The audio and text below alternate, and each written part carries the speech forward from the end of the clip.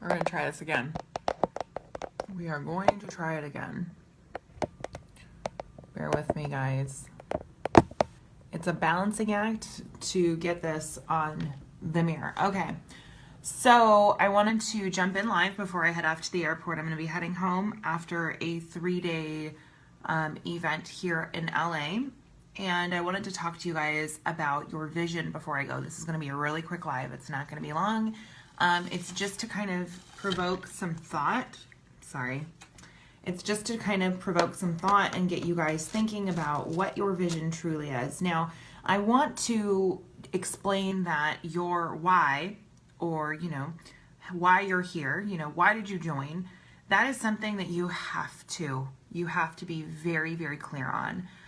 If you cannot very confidently say, this is why I'm here, this is why I joined, this is why I became an entrepreneur. If you can't say that very clearly, very confidently, we need to work on that. That's something that needs to be solid in your foundation. Now, if you're here just as a hobbyist, if you're here to, some people are going to be here just as a hobbyist, and that's okay. That is completely okay. And your why may be to just, offer great cosmetics to your clients or, your customers, whatever it is. Nobody here. In other companies, this might be okay, but nobody here should be here for a discount. That's not what we do. That's not who we are. And honestly, it doesn't even make any sense to get a discount when you're paying a $10 website fee every single month and a yearly re-up. So if that's happening, you definitely shouldn't be here. You're in the wrong place. And you should make a very, very good customer to another beauty guide. So that's my stance on that. That's kind of how Limelight's policy goes on that. But if you're a hobbyist, yeah, you might not have a solid why. But if you're here and you're here every single day, and chances are if you're in this group and you're paying attention to trainings like this, you're not here as a hobbyist. So pretty much everyone that's watching this should know exactly what I'm talking about. And what's so funny is, when we did the training out in Tempe last week, I asked everybody, I was like, who is not clear on their why they're here? And it was remarkable how many people in the room raised their hands. It was just incredible how many people were sitting in the audience who had come to a training, a business training. They bought tickets to come and really, really up it in their business, but they didn't know why they were here. They couldn't confidently say, this is why I'm here and this is what I'm here to accomplish.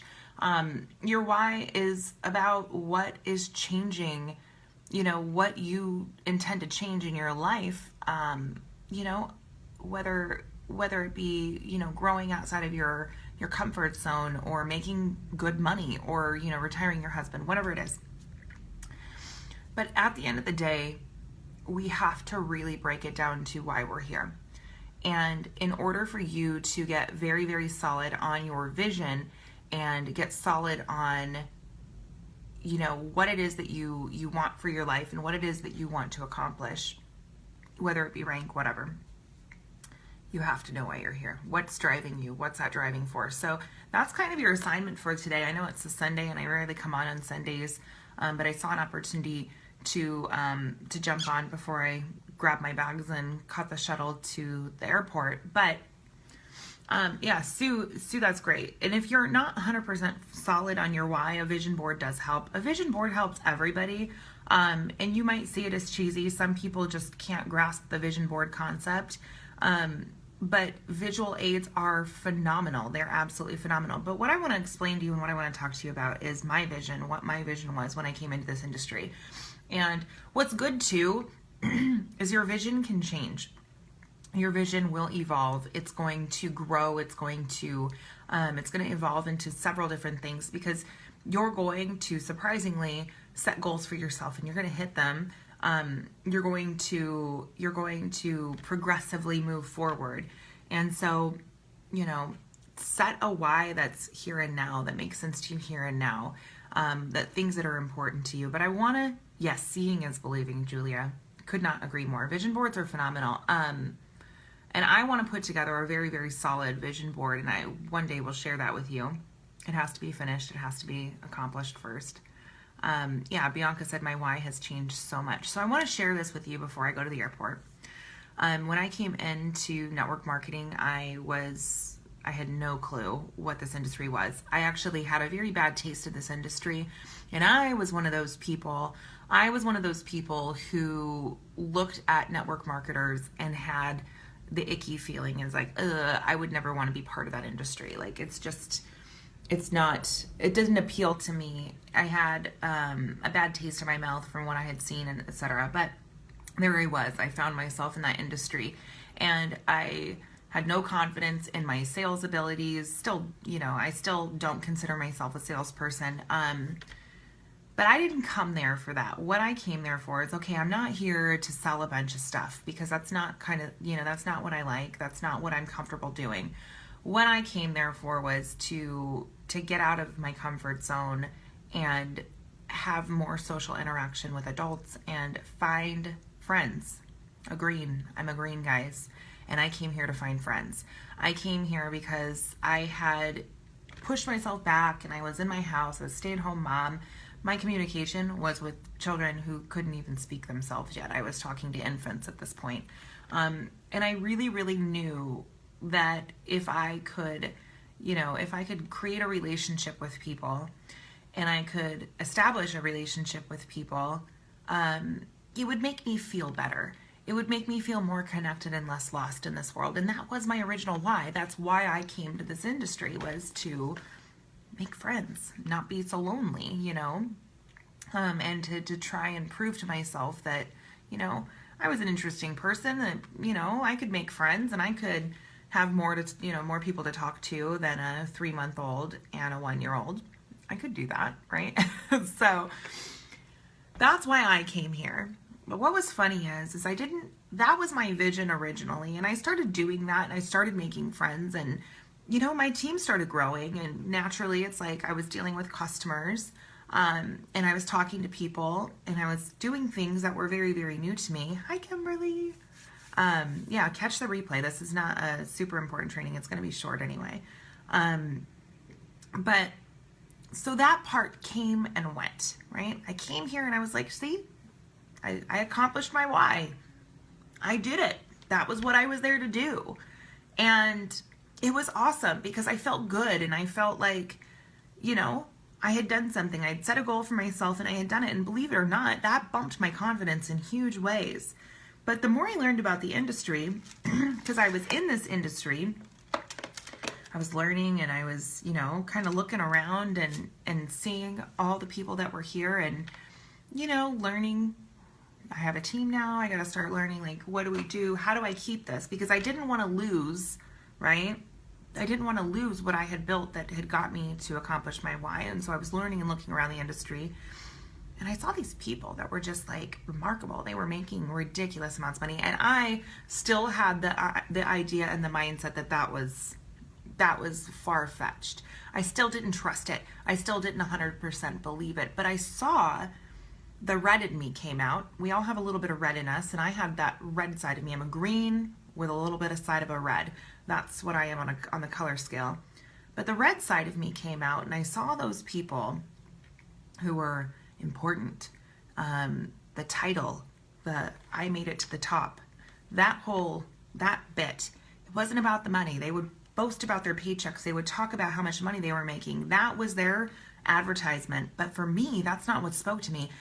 It was just seeing that and saying, that's a big deal. What they did was a big deal.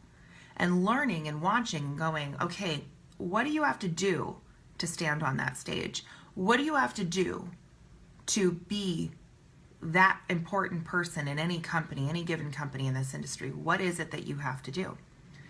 And that became my why, is I wanted to be that person. And when I thought about this, and I'm being 100% transparent with you guys, because this doesn't even make me comfortable talking about it, but I want to be honest with you. When I thought about that, I would sit there and I would picture it. I would feel it.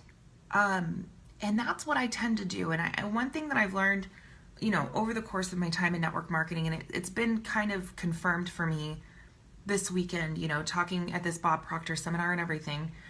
But what I figured out is, and I've been figuring out, is the type of person that I am is that when I want something, when I decide that I want something, I visualize it. I force myself to feel, what would it feel like? And it's almost like an acting job. It's almost like an acting job. And Bob Proctor talks a lot about acting and actors and all that other stuff. It's like a good actor, right? A solid actor does not play a role, right? There are actors out there that play roles, but the good ones become the role. They become that person. You can take a photograph of an actor while they are in character, and you will not see the actor, you will see the character, even in a photograph where no words are spoken. It's a still frame. They have become that person. And I really do believe that that is something that you must learn in order to really achieve what your goals are. Is you have to have the ability, and you have to force yourself to physically become what it is that you're looking to be. You have to feel it.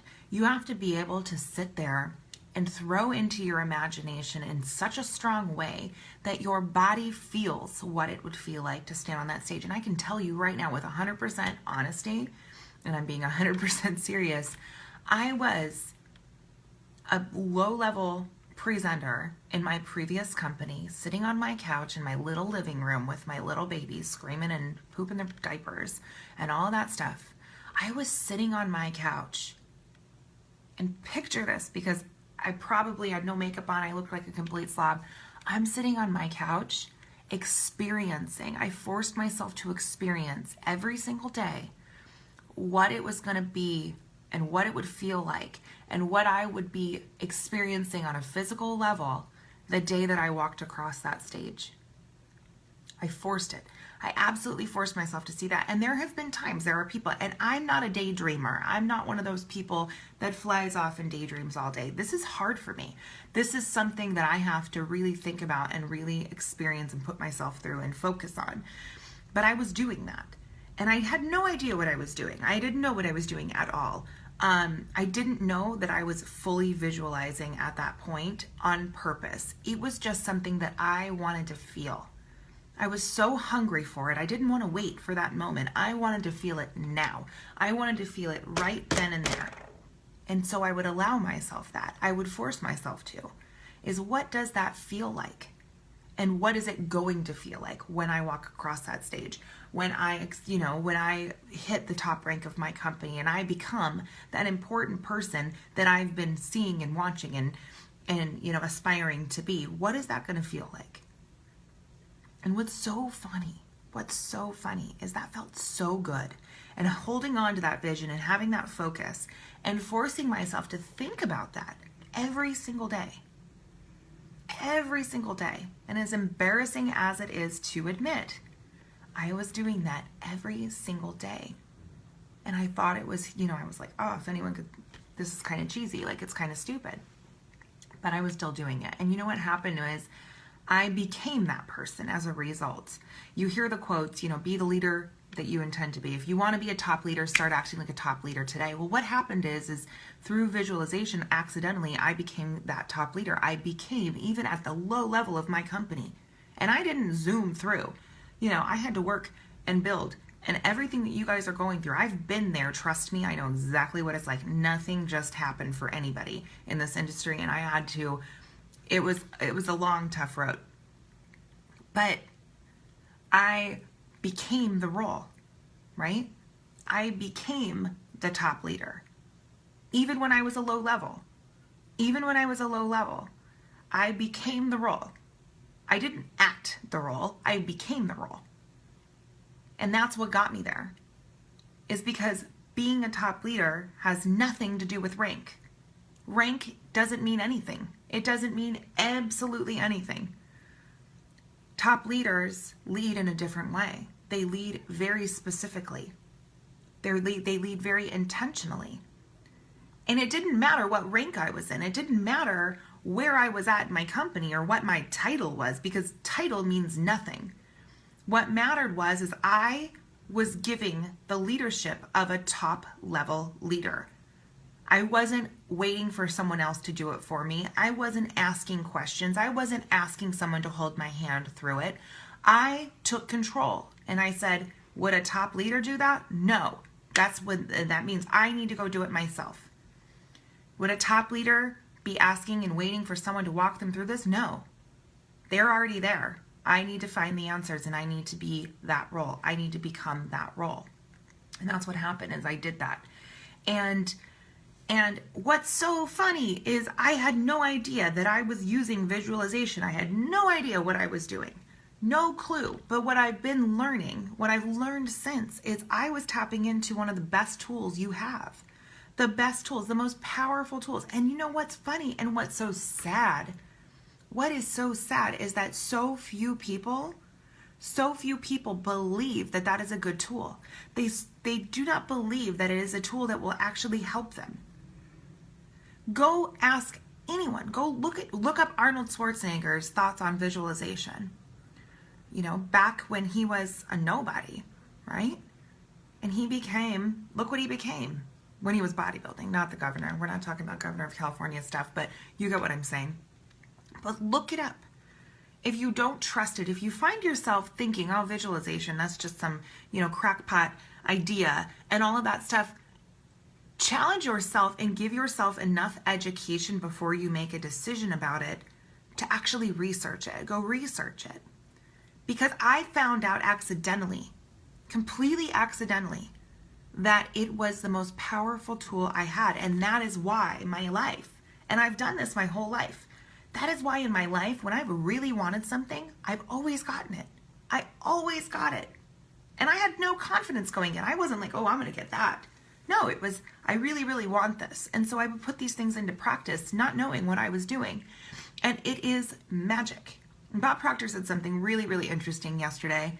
He was talking about how when he was in Vegas, he was talking to a magician and it fascinated him. It's like, how do you do this?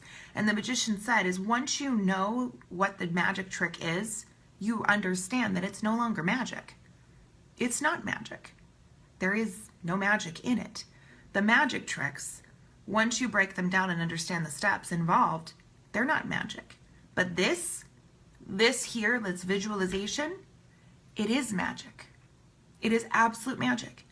It is when you can visualize something and hold it in your conscious mind long enough that it slips down in your subconscious, and your subconscious does not know what's real and what is not. It does not know what is real and what is not. Your conscious mind, there's this graphic, I'm going to draw it for you one day. I love this graphic. I've seen this graphic back, I've watched videos of Bob Proctor from like the 60s and 70s teaching this exact thing. But it's like picture your head and split it directly in half.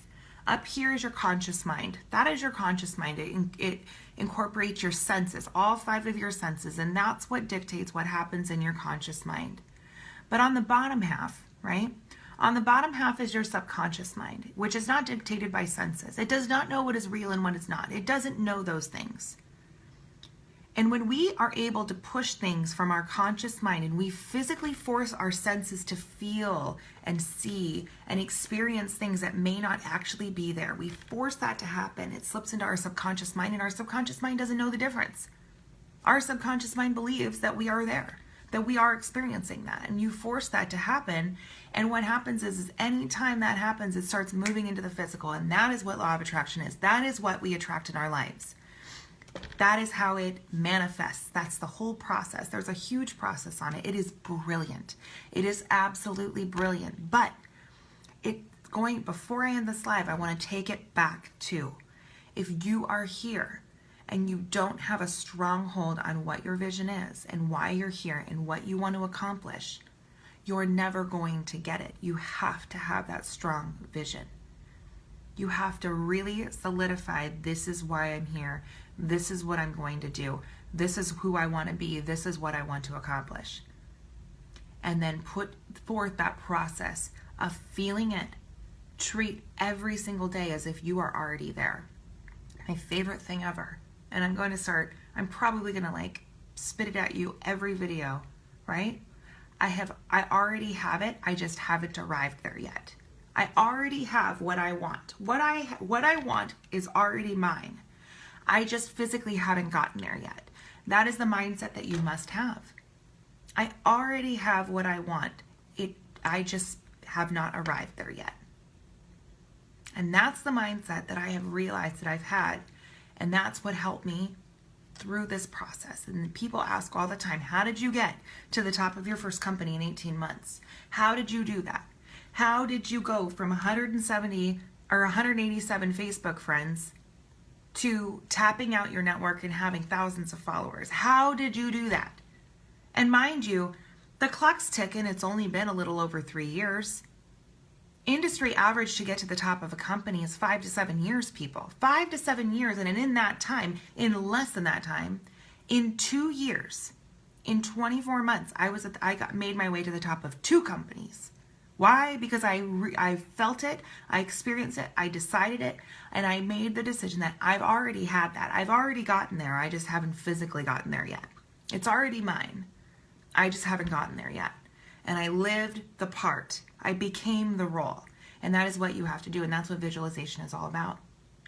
So that's what I wanted to leave you with before I jump on a flight. I am literally going to toss my stuff in my suitcase, and I'm rolling out the doors. I'm going up to LAX, and there's no rain. It's a little bit cloudy, but I can see the airport and planes are taking off, so I shouldn't be delayed. But anyway, I wanted to leave you that little bit of thought. And if you are not 100% solid on your why, don't think that it has to be some crazy big why, because it can evolve later. It can change later. But you need to lock on to something that you want really bad right now, that you want on a level that it gets you emotionally involved. You have to be emotionally involved with your why. Have a relationship with your why, right? Whatever that is, no matter how selfish it seems, it's your personal. No one needs to know it. You don't need to share it. But you need to be emotionally involved. You need to know exactly what it is, and you need to be able to communicate it with yourself. And if you can't do that, we're just treading water here. We're not swimming laps. And I want you guys to begin swimming laps. So I am off. Thank you guys for watching the live. I know I've been broadcasting some lives on my profile feed, but I've been sharing them into the Dream Team. I'm hoping that you're getting some stuff out of them. But that is the thought I want to leave you with on this Sunday. I hope you have a beautiful Sunday, and I will talk to you later.